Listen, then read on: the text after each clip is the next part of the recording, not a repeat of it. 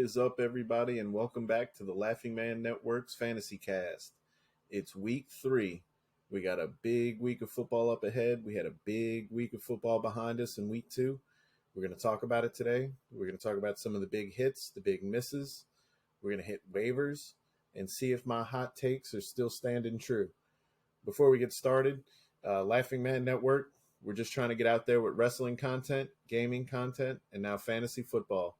Hit that subscribe button. Help us grow. Help us to reach more people. And let's do this together, guys. So let's get started with week 3. I got my old man notebook here, old handy dandy. We had a pretty exciting week. There was a big game, Baltimore and Miami. Miami came back. Thought Baltimore was going to win it. Lamar Jackson had a huge day. But Tua had a even huger day. Dude threw 6 touchdowns. Jalen Waddle had like 160 yards and 2 touchdowns. Tyreek Hill had 170-something and 2 touchdowns.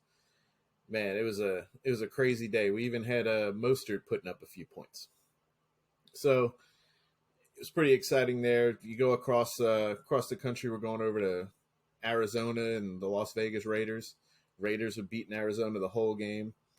Arizona came back and won the game in overtime. Really exciting game there as well. You had the Jets versus the Browns. Nick Chubb had a huge running game. 144 yards, I think it was, or 160 yards, maybe 2 touchdowns. Big day. But the Jets with Joe Flacco, they managed to stay in the game, throw some late touchdowns. He had a huge game from rookie Garrett Wilson, and the Jets pulled it out at the end. So it was a weird week. You had a lot of big games. Amon-Ra St. Brown, I think, was the wide receiver 3 on the week, scoring anywhere between 45 and 50 points, depending on your scoring. But let's start the week.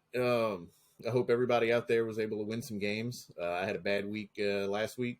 This week I managed to bounce back. I went 2-2 in my dynasty leagues. Went 3-1 in my redraft leagues. So that's 5-3. That's a winning record. I'm going to roll with that and hope we can improve with some of these buys and sells and some of these waiver targets we have this week. So I want to start off. I had my bold predictions so far this season. We said that Kansas City was not going to have a wide receiver 1 or 2 on their roster. If you look at their whole wide receiver group so far, they've been spreading the ball around so much that at the moment, their highest rated wide receiver is going to be Mecole Hardman. He's 51st in points per game, and he's 47 in total points as far as wide receivers go. They don't even have a wide receiver 3 on their team. They're spreading the ball all over the place. Kansas City Chiefs, is a wide receiver group that I think I'm going to end up avoiding. If I want to own anybody, I think it's going to be Mecole Hardman, just because he comes so cheap. And when he's healthy, which he wasn't in the second half of this past game, when he's healthy, they use him, and he has that touchdown upside.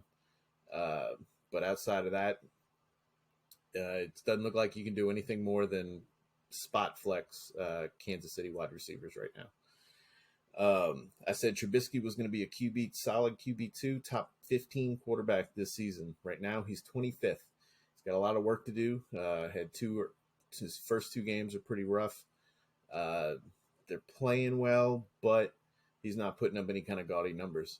I expect him to improve. I think by the end of it, he is going to be one of those super flex quarterbacks that you can trust on your roster every week. Michael Thomas, I said he was going to be a wide receiver 1 on the season. Right now, in total points, he's at 7. As far as points per game, he's 11th. So right now, Michael Thomas, wide receiver 1. If you got him in the summer, 5th, 6th, 7th round, good for you. That's great value. And I also had Montgomery. I said Montgomery was going to be a running back 1. Right now, he's a top 20 running back because he had a good week this week. Or he's a running back 2 because he had a good week this week. He always seems to beat up on Green Bay. He picked up 17.5 points He still seems to be kind of splitting with Khalil Herbert. That's going to be game to game. But I think Montgomery is going to have some decent games down the stretch, and I think they're going to try and use him because it is the contract year and they can't get anything going with Fields and Mooney at the moment. I had a big prediction Thursday night. We're watching the game. Mike Williams was having a decent game. I'm in chat, and I had a friend go, "Oh, Mike Williams might be wide receiver 1." So I took my shot. I said that I thought Tyreek Hill was going to be the wide receiver 1 of the week. He was until tonight, Monday Night Football. Stephon Diggs went crazy. 3 touchdowns, 160-something yards. I think he had 12 receptions. He took over the wide receiver 1 spot. Tyreek Hill got 2, but I have the proof. I almost had it. So let's get into our key starts that we got right last week. These are guys that I got right that I said that you could put into your super flex spot, your flex spots, your third wide receiver slot, players that you could play with some confidence over some of the sits that I thought we had for the week. Key ones to note: Baker Mayfield. I thought Baker Mayfield was going to have a better game. He did have a better game. He was able to take care of the ball a little better. He didn't turn it over. They started to get Christian McCaffrey worked in a little better. I still think there's going to be better games ahead for Baker Mayfield. He just joined the team, I think, midsummer. So look out for Baker Mayfield. I think he's just kind of like Trubisky. You're going to be able to put him into your super flex spot some weeks. And if you are right in the rest of your roster, I think he may be able to carry you. Wentz, told everybody last week that Wentz had a really good schedule this season. Washington has, I think, the worst schedule they play against all season. It's mostly teams that had losing records last year. So Wentz is out there. He's got Curtis Samuel, Logan Thomas, McKissic, McLaurin. He's got so many guys to throw to. Dotson. He's out there. It may not be pretty. They may be struggling to win games. But he's out there chucking it 30, 35 times, and he's going to have to hit somebody. So Wentz went out there. He was projected to score 20. I said start him, and he ended up scoring 33.8. So if you have Wentz, go ahead and hold on to him and start him with confidence. The whole Bears offense was a miss for me. I said start Fields. I thought he was going to have a better game. I said Montgomery. Montgomery did have a good game. But I also said start Mooney and start Kmet. Mooney scored 0.6. Kmet scored a big old donut. So I'm not going to be confident in the Bears offense going forward. I want to see them get it together first. They couldn't do anything against Green Bay. Green Bay they do have a good defense this year. So before I start any Bears, we're going to want to see more out of them. As of right now, Mooney is going to be a guy that I'm going to hold on to until he explodes one game, and then I'm probably going to sell him. So going down, Wilson, if you got Jeff Wilson, he did all right for you. He's probably going to be that solid fill-in for you until Elijah Mitchell comes back. Jeff Wilson had 18 carries. I believe he had a couple of targets. So he's getting the workload. Tyrion David Price, I don't think, played. So look forward to Jeff Wilson getting the bulk of the work going forward, especially now with Jimmy G at the starting quarterback spot. We lost Trey Lance for the year. So expect them to have to run the ball, get Deebo Samuel involved a little more to open up the field a little bit with their athleticism. So Deontay Johnson, he just hit 13 points, 13 and a half points. You're going to start Deontay Johnson every week anyway. Just hold tight. Trubisky, I think, is still going to open up that offense, and I think they're going to have better games ahead of them. And Allen Robinson. Everybody was down on Allen Robinson after last week. He came back this game. I think he only had like 5 targets, but he caught four balls. and he caught his touchdown. McVay said he was going to work on getting Allen Robinson his confidence back, and that's what he did this week, and they got him a touchdown. So Allen Robinson was a big hit for you if you played him, and you weren't sour on him from the week before. He got you almost 16 points. So moving down, we had Palmer. Palmer was a guy that I thought you could start over Mike Evans this week. Palmer scored a touchdown. He got 14.5 points, I believe it was. 13 points. He had 8 targets. So if Keenan Allen's not playing, Josh Palmer, I believe, is a guy that you can continue to start. High-powered offense. Waiting to see what's going on with Herbert. But either way, I think the way they want to move the ball, Josh Palmer is going to be an asset. Tight end, Everett.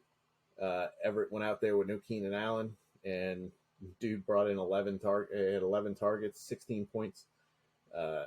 Everett is looking to be a solid tight end 1 on the season. So if you can still get him, go get Everett.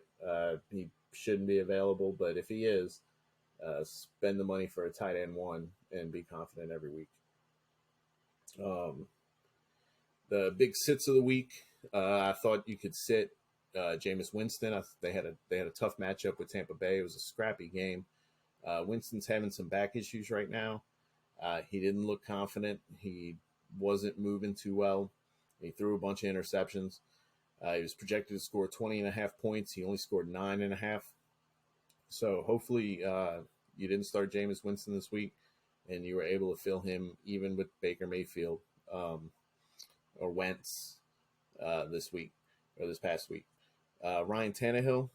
Ryan Tannehill scored under 11 points, I believe. He was projected to score 17.25. I said sit Tannehill, and sure enough, he had a rough game with the Bills. The Bills tore them up. They even sat him in the third quarter, I believe it was, for Malik Willis, just to get him out of there because nothing was working. So if you had Tannehill, hopefully you didn't start him this week. Big misses. I thought Najee Harris, you could sit this week. They had the rumors that he may miss a game, may miss 2 games. Talking about possible high ankle sprain. Turned out to be all nothing. Yeah, he came in. He got 21 touches. He scored 15 points, I believe, 14 points. So he looked all right. Going forward, you're going to see better games from Najee. So go ahead and keep starting him. Harris, Damian Harris for the Patriots. I just said I didn't want to pick Stevenson or Harris. I don't want to gamble on the touchdown every week. Harris ended up scoring the touchdown this week. He scored 16 points. So if you did end up having to play Harris, congratulations. I did avoid him. And I still ended up winning, so I'm not kicking myself about it. But going forward, Harris injured himself. They said it's nothing serious. But going forward, you are going to have to gamble on that touchdown upside every week on who's going to get it. So just be careful. I'd still only start the New England running backs if you have to. I said sit Zeke. He only scored 5.9 points. He projected to score 12.5. He just doesn't look to have it. And he's only getting 10 to 15 touches a game. So that's not production you want from a guy like that. He's a guy that needs to touch the ball more, but they're trying to get Pollard involved to open up the field a little bit with not having Dak. So until further notice, Zeke is going to be a sit for me where possible. My big sit of the week was Mike Evans. I said how Mike Evans has rarely given back a wide receiver 1 or 2 performance. This time he didn't even give you a wide receiver 3 performance. He scored 9.5 points. He got kicked out of the game, and he got suspended another game. Mike Evans has a bad history of being able to control himself versus the Saints and Marshawn Lattimore, and it showed again this week. So if you had Mike Evans and you listened to me and you took the risk and you played, a few of the other guys that I said you could start last week, maybe you got lucky. I think one of my guesses was Mecole Hardman, but he got hurt in second or third quarter, wasn't able to continue to produce. So that was a bad call. But there were a few other guys you could have started over Mike Evans and got way more points. So, next down, Claypool. He was projected to score 11 points, 12 points actually. He scored 6.6. I'm not. He's still, and he's playing 92% of snaps. I think in that offense, even if Trubisky gets going, I don't know how much he's going to be looking at him. I think Deontay is going to be in Freiermuth. They're going to be his safety blankets. Claypool's going to have a couple of games, I'm sure, this season. But Claypool's, as I said, that's a guy I just want to get off of my roster. You might be able to use the name to throw in and add a little, juiciness to a trade. So until further notice, Claypool is not going to be in my lineups if I even own him. DK Metcalf, I said sit him. Projected to score 11 points. He only scored 7.5. He had 6 targets, but Geno Smith just isn't moving the ball downfield. He's completing passes. He's not really turning the ball over. He's not making too many mistakes, but he's just not really moving the ball into the red zone. So until further notice, Seahawks, I'm just not starting them. So we have CeeDee Lamb. I said sit CeeDee Lamb. He had a decent game, 15 points. Cooper Rush came out. He was throwing the ball. He didn't look scared. He didn't do great, but the wide receivers were still able to produce. So CeeDee Lamb, continue to flex him, continue to put him, maybe not as your wide receiver one, if you have any other options, but you should be able to start CeeDee Lamb every week and expect to get some kind of points. Higbee. I said Higbee. I didn't think they were going to need him against Atlanta. I thought they were going to get Allen Robinson more involved. But Higbee scored a touchdown. He got 17.6 points, 9 targets. So Higbee was a miss for us last week. But Higbee's going to be one of those guys that it's going to go back and forth every week, whether or not he scores a touchdown, what wide receivers they get involved, whether or not they get the run game going. They're still working on doing that. So Higbee's a guy you can start every week if you have to, and he's probably by the end of the season going to end as a tight end, back end tight end one.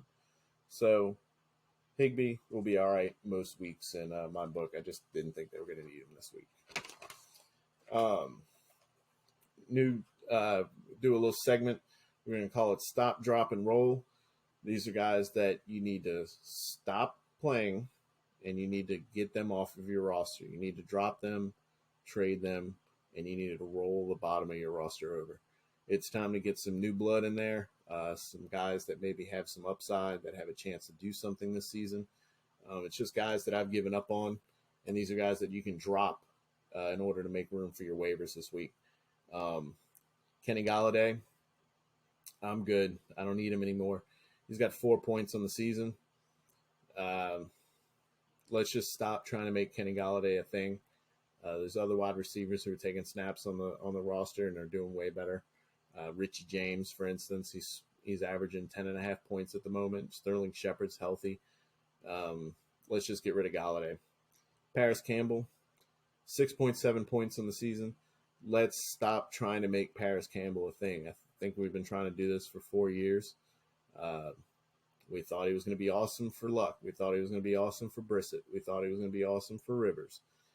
Then like, oh no, now he's going to be Matt Ryan's number. No, he's not. Let's not Paris Campbell. Let's stop it. CJ Spiller, or not CJ Spiller, Isaiah Spiller. I'm okay with not having Isaiah Spiller and trying to hold on to him. Looks like Joshua Kelly is going to be the number 2 running back over there behind Eckler. So Isaiah Spiller, just don't bother holding him. If something happens, spend the fab, spend your waiver, go get him. But at the moment, you can flip the bottom of your roster there with Isaiah Spiller. Devontae Parker, I'm a big Devontae Parker truther, but New England just doesn't have the passing game to consistently produce with a wide receiver like Parker. So I'm okay with flipping Parker for somebody who's producing. Richie James, Sterling Shepard. Go get somebody who's going to score some points. Let's just move on from Parker for now. Kadarius Toney, maybe not drop him, but if you can move Kadarius Toney, use him as a piece to move. Tell him like, hey, when He used to get targets. He's super athletic. But Kadarius Toney's not a guy that I want on my roster anymore if I do have him. I haven't seen it long enough, and he seems to always be banged up. And so far, the way they've used him this season, it doesn't seem like they trust him at the moment. Marcus Valdez-Scantling, he's got 11.5 points on the season so far. We talked about Kansas City wide receivers. They don't seem to be focusing on any one, and you can't really trust anyone week to week because they spread the ball around so much. Valdez-Scantling, I wasn't impressed with him in Green Bay. I'm not impressed with him in Kansas City. I don't see it happening. He's going to be a boom or bust wide receiver 4 for the rest of the season in my eyes. So if you can flip MVS for somebody who's given 10 to 12 points and you need some help each week, move on to the waiver wire and move on from MVS. And Kenyon Drake, let's stop using Kenyon Drake, please. Dobbins is supposed to be coming back, and even if Drake's playing, don't. It's just not. Robert Woods, he didn't have a great game again. They got crushed by the Bills. I'm not sure how much he's going to get going this year, but you should probably move on from him, maybe not drop him, but you can trade him, add him to a piece and move up at running back, or move up to add a running back and move up to a stronger wide receiver. I think there's people that'll still be interested in Robert Woods, but I'm kind of over it. I'm kind of over the Tennessee offense at the moment until they get Henry rolling. And Zach Moss, let's wait for something to happen to Singletary. I'm not that interested in holding on to Zach Moss. They got Cook involved a little bit once the game was out of hand, and Cook looked all right. Looked like they were trying to get his confidence back. And I think in the end, they're going to have it's going to be better for them to get the offense going with Cook if something happens with Singletary than it will for Moss. So Moss isn't a guy I'm looking to hold on to. If you need to flip the bottom of your roster, just don't bother holding on to him anymore. Guys that I think you should sell, just real quick, we're going to have a deeper episode on Thursday about it. The guys that I think you should go on and try to start moving now. Lockett had a decent game, but the Seattle offense is terrible. So with Lockett having this game, go out there and tell him, hey, look, this is the Seattle's number 1 receiver again. Here's Lockett. Try to go move up, move over, get a piece that you need for your team. Corey Davis had 2 decent weeks in a row for the Jets. He's getting a decent target share, but I think they're going to get Elijah Moore involved soon. Their tight ends haven't been completely healthy, but once they do, and once Wilson comes back, I think they're going to get more involved. There's going to be a lot of mouths to feed, especially with Breece Hall coming along. Breece Hall looked really good this weekend for the few touches they gave him. So it's going to be tough for, I think, Corey Davis to get a lot of involvement later on in the season, especially with Zach Wilson instead of Joe Flacco. I think Joe Flacco likes Corey Davis a little better, and he seems to go to him a little more than Wilson will. So tight end, Dawson Knox, while he's still thought of as being a top tight end going into the season, go ahead and try to move Dawson Knox. See if you can get something else. See if you can go get Everett and get some value back for Knox in some way, especially in tight end premium leagues where he's not going to get a ton of receptions. So you're not going to get that those bonus points for him catching balls because they're not going to go to him very often. And if he doesn't catch a touchdown, he's probably going to have a disappointing day. So try to get out there and sell Knox. Guys, I want you to go buy real quick. Look for if you won both weeks, you're ahead of the game. You've got a decent roster going forward. You've avoided IR injuries. Try and go out there and get DeAndre Hopkins now. See if maybe a team that's losing has him at the bottom of his roster and needs some help. Go get DeAndre Hopkins. I think now is a perfect time to get him, where you're going to have some teams panicking, trying to win some games, and they know they can't hold on to that suspended player much longer and still be able to win. So go offer them something that maybe you don't need off your bench for the next few weeks and see if you can go get DeAndre Hopkins and be ready down the stretch for when that offense gets going and he's getting targets, that'll be a perfect flex option for you down the stretch. Go get Jameson Williams. It's going to be, nobody's really thinking people are trying to win, but they have Jameson Williams sitting at the bottom of their roster. Go get Jameson Williams. Eventually he's going to come back. He'll take a few weeks to adapt, but down the stretch, come closer to playoff time, he may be a decent option. You look at Amon-Ra St. Brown. Amon-Ra St. Brown is eating by himself.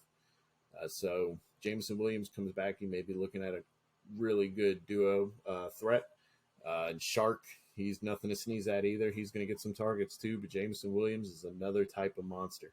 So if you can get him cheap and you're winning right now and you can afford to have him sit there, go ahead and get him now while somebody's desperate and they want to win games right away.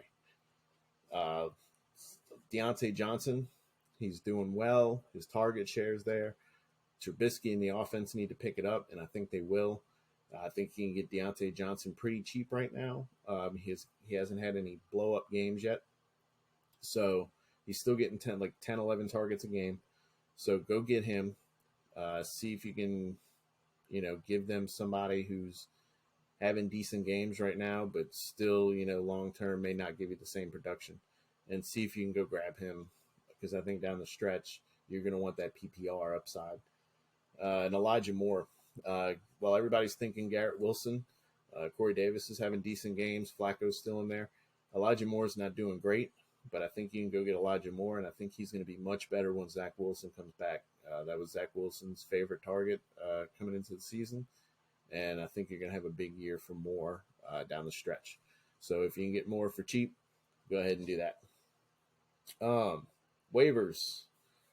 We're going to talk about guys at each position that you can go get on waivers this week. You can have waivers go tonight after this is posted. You may have lost Trey Lance. Had a few other guys go down. Herbert's a little banged up. So we're going to start with quarterbacks. With Trey Lance gone, you have Jimmy G. Jimmy G wasn't owned in a lot of leagues. He wasn't expected to start. Some people drafted him and held on to him, hoping he would get traded. No one expected him to actually have to start for San Francisco this year. So if you need a quarterback, this is a quarterback I'm willing to spend on. He's going to be a decent QB2. He pretty much always has been. He's nothing spectacular. But if you're desperate at quarterback now, you're going to need a guy like this. And he's guaranteed to start for the rest of the season as long as he doesn't get hurt. So Jimmy G, I'm willing to go out there and spend 40% of my fab or so. If you really need a quarterback, it's a deeper league. You need to make sure you have that second quarterback. Go ahead and spend 45, maybe half your fab if you have to. But he's got weapons. He's shown he can do it, and he's in the Shanahan offense. So go ahead, get Jimmy G if you need a quarterback, and make sure you have that upside and you're not having to dig down for Brissett, Flacco every week. I have Cooper Rush. Don't want to spend much on Cooper Rush. He scored 15.5 points. He didn't do great.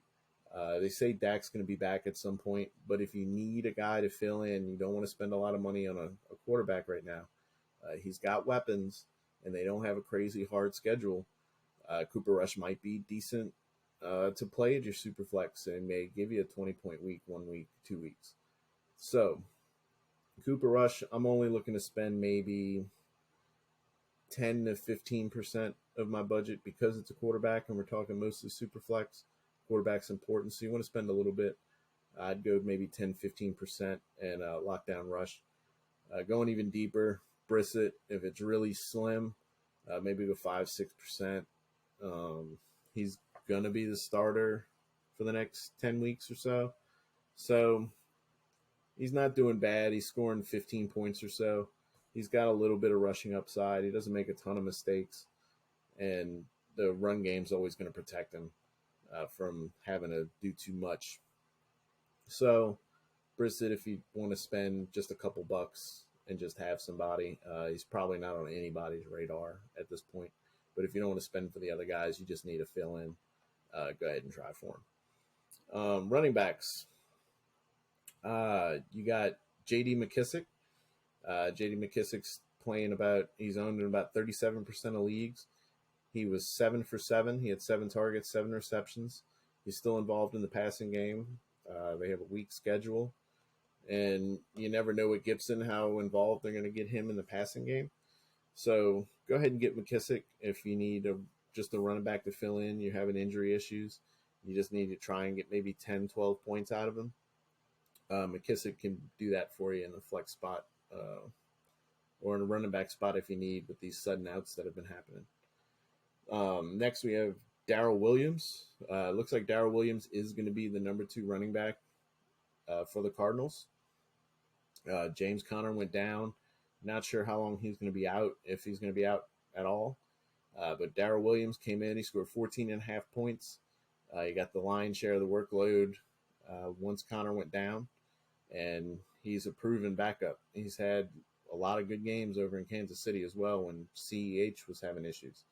So I'm okay with going to get Daryl Williams. You can go spend 5-6% on him if you're a James Conner owner. Maybe you need to go spend 10-12% or so on him just to make sure you have that insurance. But he is a 3-down potential back, and he's going to be in a high-powered offense. So if you're going to need him, go get him. Next, we have Jarrett McKinnon. Jarrett McKinnon's only getting 6 to 8 touches a week, but they seem to be valuable touches. They're giving it to him in the red zone on 3rd down. They trust the guy. He's healthy, and he's still got some juice. So if you just need a guy, you're having issues with guys getting hurt or benched or whatever else, go out there, grab McKinnon for cheap, just a couple bucks, and throw him in there in your flex spot and hope he gets a touchdown or, just a few good receptions. Wide receiver, we got Sterling Shepard. I told everybody last week, go out there and get Sterling Shepard. When he's healthy, he gets used. Daniel Jones trusts him, and he's getting targets. This week, he had 10 targets. He played 88% of snaps. He's still only, I think, 5% owned in league, or he might have moved up to 21%.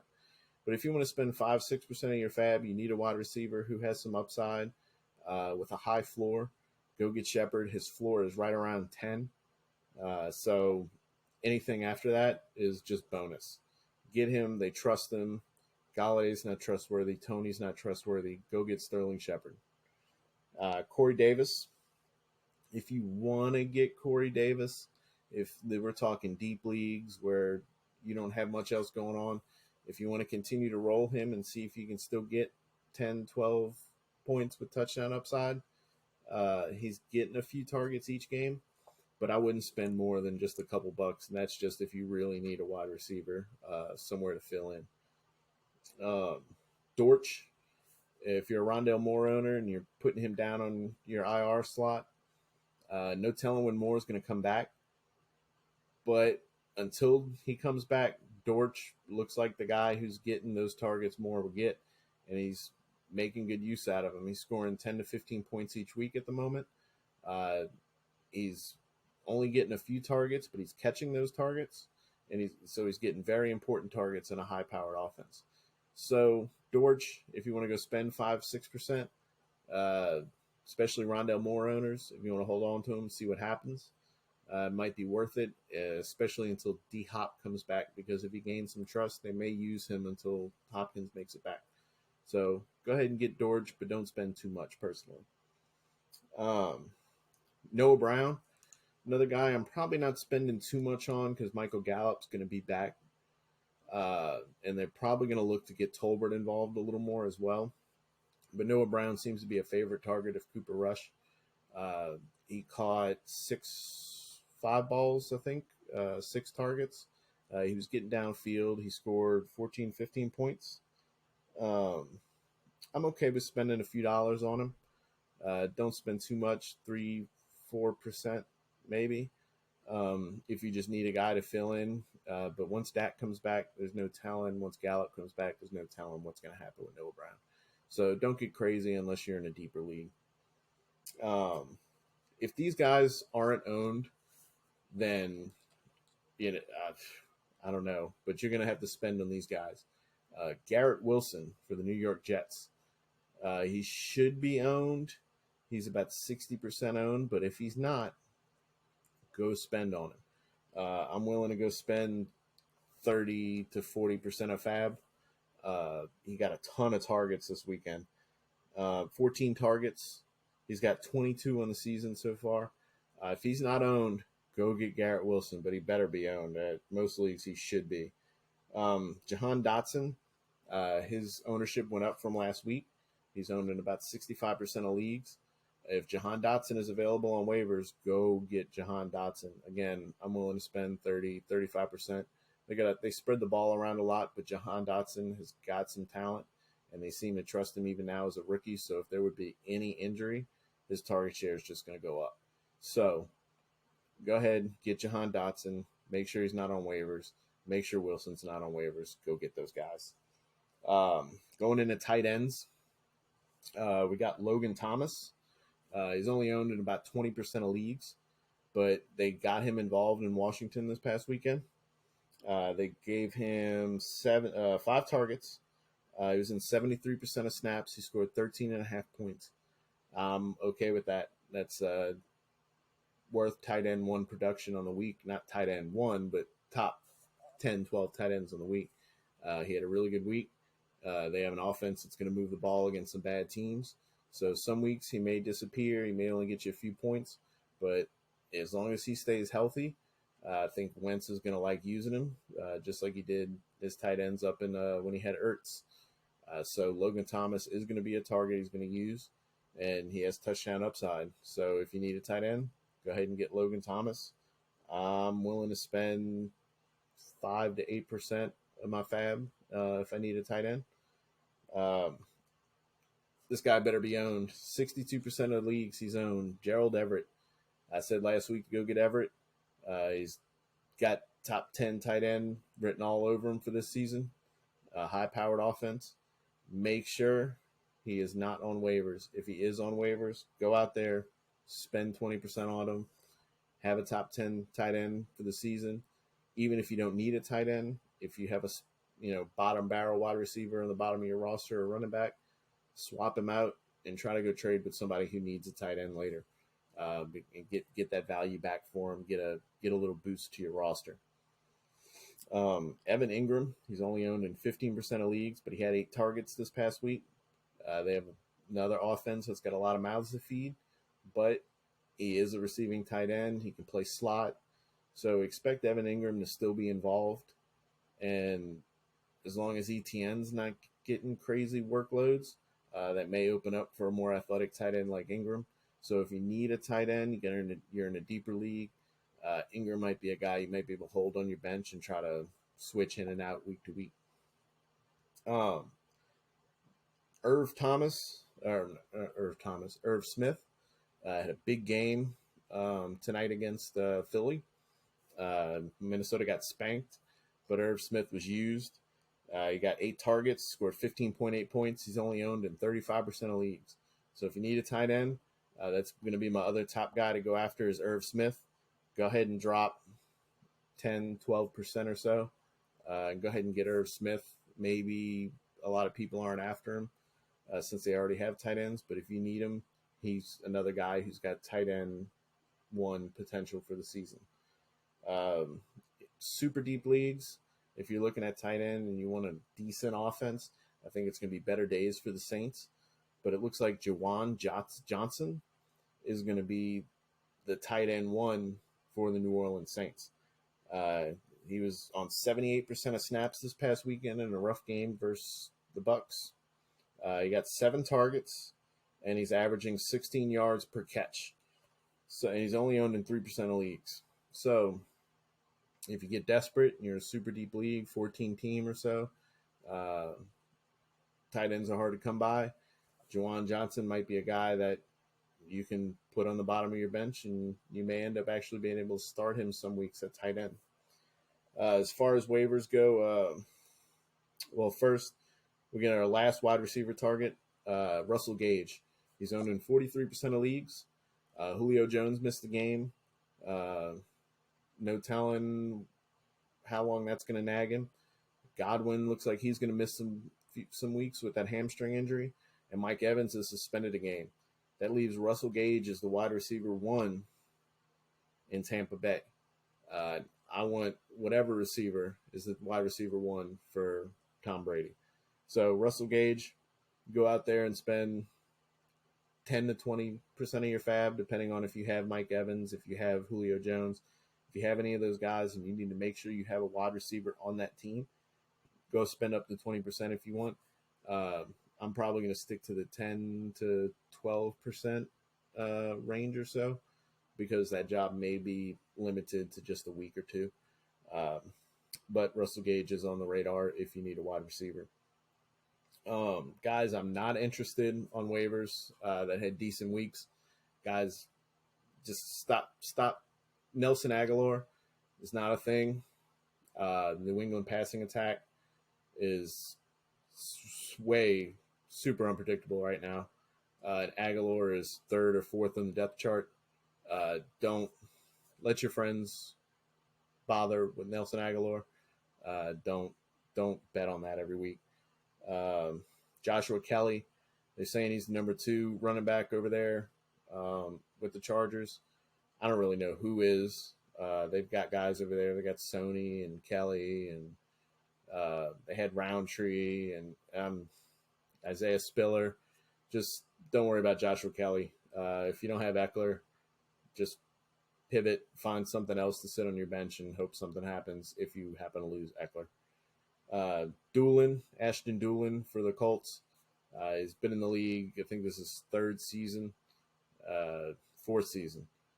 He's never really shown anything crazy. He had a good game this week, but they were missing Pittman. JT didn't really get going. So don't expect this to happen very often. Don't expect you to get wide receiver 2 and 3 production from Ashton Doolin very often. So don't worry about it. Let your friends go get him. Malik Willis, just in case anybody saw the Tennessee versus Buffalo game, they put Malik Willis in the 3rd quarter. Don't take this as a sign as Ryan Tannehill's getting benched. The game was out of hand. Vrabel didn't want to get his players hurt, so they put Malik Willis in there to get some game time experience. Don't bother with Malik Willis. Don't even entertain it. Quez Watkins had a decent game tonight against Minnesota, but I think he still only had 3 targets. That's about his max. Sometimes he'll get 4 or 5, but Quez Watkins is a guy you're counting on the touchdown. They have A.J. Brown now. They have Devonta Smith. They have Goddard. They have like 3 running backs they play in the passing game. Don't go out there and bet on Quez Watkins. Don't bother. Just let him sit on waivers. Let somebody else deal with that headache. And last but not least, a guy we need to stop. I saw him on Sleeper. He's barely owned. I didn't even realize they signed him. Josh Gordon. They said he was on trending and they had 20,000 ads. Stop it. Do not add Josh Gordon to your roster. It's over. He had a few good years. I know everybody wants him to be something in the NFL, but it's not going to happen for fantasy. Do not waste the roster spot on Josh Gordon.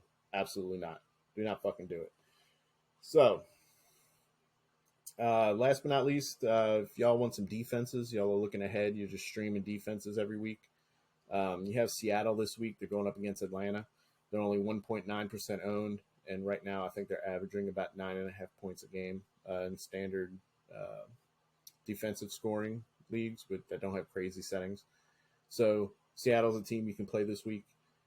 Dallas is only owned in 42% of leagues. If they are available, you have New York Giants and Washington up ahead. Those are both teams that the defense can make, some plays happen, maybe get some turnovers. Chicago, not sexy, but they're playing Houston and the New York Giants. They're only owned in 3% of leagues. So if you need a defense, Chicago may be able to fill in for you. And last but not least, they're probably owned, the Los Angeles Chargers, 56% owned, but they have Jacksonville and Houston coming up. They may be missing Herbert, but I don't think that's going to affect the defense too much. They have a really good defense. They have a lot of good players. So 56% of leagues. I'm sure that also takes into consideration leagues that don't have kickers and defenses at all. So it's probably closer to 100% of leagues that have defense. But if they are available, I'd go out there and try and get the Chargers. So that's it, guys. That's going to wrap it up for this week, or for waivers this week. You want to tune in again on Thursday. We're going to prep for the week. We're going to pick our sits and starts, hot takes. We're going to go over a few more maybe trade options, guys you should buy low, sell high, and guys that you should hold on to and use them as a piece later to gain something better for your team. So you guys, please, again, hit the subscribe button. Check us out for wrestling and gaming content every week. And until then, you can hit me up on laughingmanfb@gmail.com. I'm going to put it right down across the bottom. And I'll see y'all on Thursday. Good luck out there.